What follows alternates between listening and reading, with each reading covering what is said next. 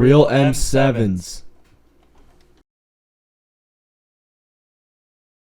When I was about 2 or 3 years old, my parents got me and my 2 older sisters a Nintendo 64.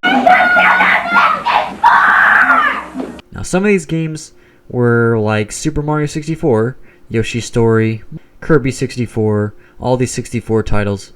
But the one game we are talking about here today is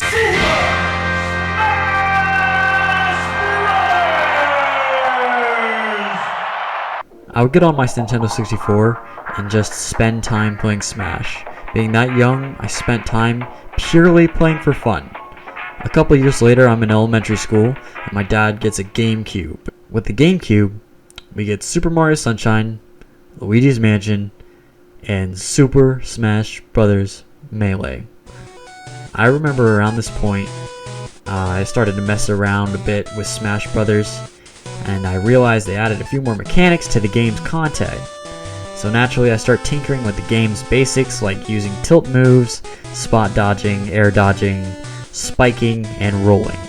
With the 64 version of the game, I did play for fun, and it was mostly just focusing on basic things like attacking, using special moves, and shielding. And being at a really young age, I would just play to mess around. But with Melee, I was a little older, so I was learning the game bit by bit. So I really was just working with the easy to use but difficult to master gameplay. I started realizing characters aren't all equal, and they have their own strengths and weaknesses. Move on to 2008, and the sequel Melee, called Super Smash Bros. Brawl, was coming out. Fun fact, this was the first game that I went to a midnight release for, so I was really psyched. I remember seeing the reveal trailer for Brawl and just being amazed. I must have watched that trailer 100 times. I was so hyped for this game. Like, if you remember the Smash Dojo, that website where they would post about new characters, features, tips, and posts that came from the game, I would go on there like every day after school to see if they'd released any news about the game. Not only did I look at all the news about Brawl, but I also heard there was a Brawl tournament on release night at a GameStop near my house.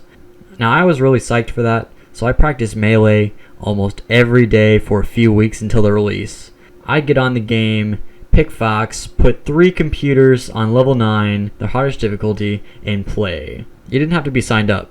So I thought to myself, like, let's go, I'm gonna win this. So I get there around 8 p.m. ready to go. But being 11 years old, I didn't exactly check the start time. So when I got there, I had arrived too late. And the tournament had already started, and I remember being so disappointed. But that wasn't enough to ruin the night for me, because I was going to get my hands on Super Smash Bros. Brawl. And when I did get it, that game did not disappoint. As a Smash player, I know the community favors Melee for its fast gameplay and advanced tech, but as a kid, I didn't care because I thought Brawl was a masterpiece. Mainly because I was a casual.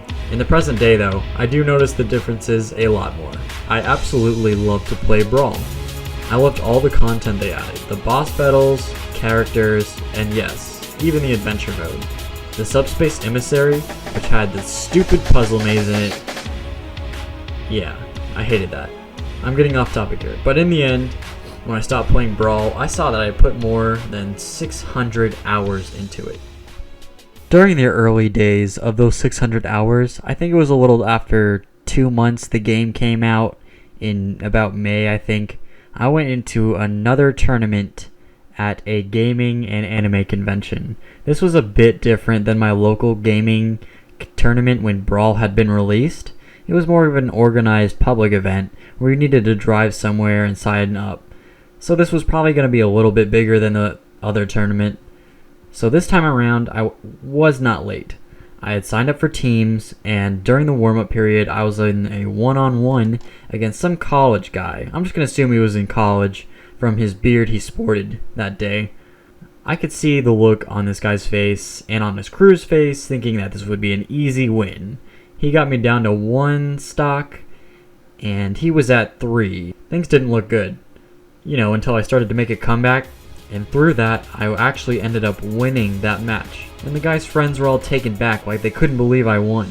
I think one of them said something like, "Dang, you got beat by a kid," or something along those lines. I felt pretty good. But after that, I went into the tournament, and I got a good warm-up in, so I didn't feel too nervous. The only hitch was that this was a doubles tournament, so I needed a partner.